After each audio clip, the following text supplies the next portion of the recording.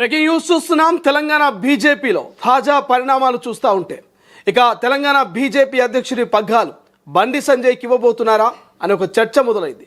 ఎందుకంటే ఢిల్లీ వేదికగా మరి బీజేపీ ఎంపీలు కలిసి చేసినటువంటి డిన్నర్ లంచ్లు మరి ఈ అంశానికి కొంత చర్చనీయాంశంగా మారుతున్నటువంటి పరిస్థితి. గత కొన్ని రోజుల నుంచి ఒకరంటే ఒకరు పడని నేతలు కలిసి భోజనాలు చేయడం, ఒకరినొకరు ఆత్మీయంగా అలుముకోవడం, పలకరించుకోవడం మరి దేనికి సంకేతం? తెలంగాణ బీజేపీలో ఏ పరిణామాలు చోటు చేసుకోబోతున్నాయి, ఎటువంటి మార్పులు జరగబోతున్నాయి, మరి ఎటువంటి పావులను తెలంగాణ బీజేపీ నాయకులు కదలబోతున్నారనే ఒక చర్చ బలంగా వినిపిస్తుంది. రైట్ నౌ ఒకసారి డిస్కస్ చేసే ప్రయత్నం చేద్దాం. ఇప్పటికే తెలంగాణ బీజేపీ నేతలు ఢిల్లీకి ప్రయాణమైనట్టుగా తెలుస్తోంది. మరింత సమాచారం తెలుసుకుందాం. మా ప్రతినిధి మూసం శ్రీనివాస్ ఫోన్ లైన్లో అందుబాటులో ఉన్నారు. సో మూసం, తెలంగాణ బీజేపీలో ఏం జరుగుతుంది? గతంలో ఒకరంటే ఒకరు పడని నేతలు కలిసి భోజనాలు చేస్తున్నారు, ఆలింగనం చేసుకుంటున్నారు, అంతా ఒకటే అనేటువంటి ఒక మీడియాలో కూడా ఒక చర్చ జరుగుతుంది. సో ఏం జరుగుతుంది?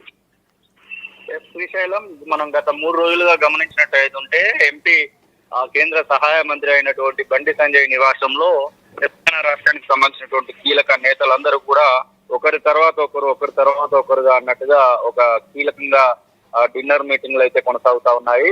అందులో భాగంగా బండి సంజయ్ వచ్చినటువంటి వారందరికీ కూడా శాలువాలతో సత్కరించి వారికి ఆతిథ్యం ఇస్తున్నటువంటి సందర్భాన్ని అయితే మనం ప్రత్యక్షంగా చూస్తా ఉన్నాం. తెలంగాణ రాష్ట్రానికి సంబంధించినటువంటి 8 మంది ఎంపీలు, దాంతో పాటుగా కొంతమంది ఎమ్మెల్సీలు, ఎమ్మెల్యేలు అందరూ కూడా బండి సంజయ్ ఢిల్లీ అధికారిక నివాసంలో గుమిగూడడం అయితే ఒక అందుకు తీవ్రమైనటువంటి చర్చకైతే దారితీస్తుందని చెప్పుకోవచ్చు.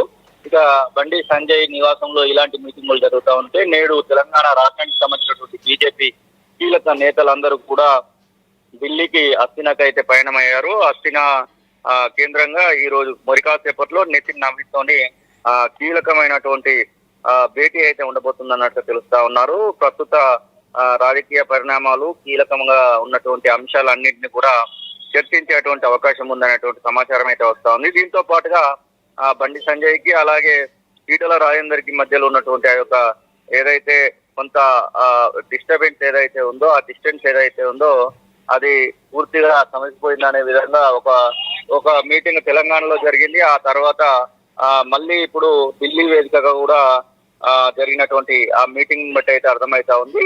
మరొక మారు తెలంగాణ రాష్ట్ర బీజేపీ అధ్యక్ష పదవి అనేది మరి బండి సంజయ్ ఇస్తారు అనేటువంటి ఆ యొక్క ఊహాగానాలు కూడా మొదలైనటువంటి సందర్భాన్ని అయితే మనం చూస్తా ఉన్నాం. గతంలో బీజేపీ రాష్ట్ర అధ్యక్షుడిగా పనిచేసినటువంటి సమయంలో బీజేపీలో చాలా జోష్ వచ్చింది అనేటువంటి విధంగా అప్పుడు మనం చూసాము. బండి సంజయ్ ప్రజా సంగ్రామ యాత్ర అలా పలు రకాలైనటువంటి కార్యక్రమాలను చేసినటువంటి సందర్భాన్ని కూడా మనం చూసాము. ఇప్పుడు ఏదైతే 2023 సార్వత్రిక ఎన్నికల ముందు బండి సంజయ్ ని తీసేసి మరి రామచంద్రరావుకు అధికార ఏదైతే బీజేపీ అధ్యక్ష పదవిని కట్టబెట్టినటువంటి విషయం మనం చూసాము. కిషన్ రెడ్డి, ఆ తర్వాత రామచంద్రరావు.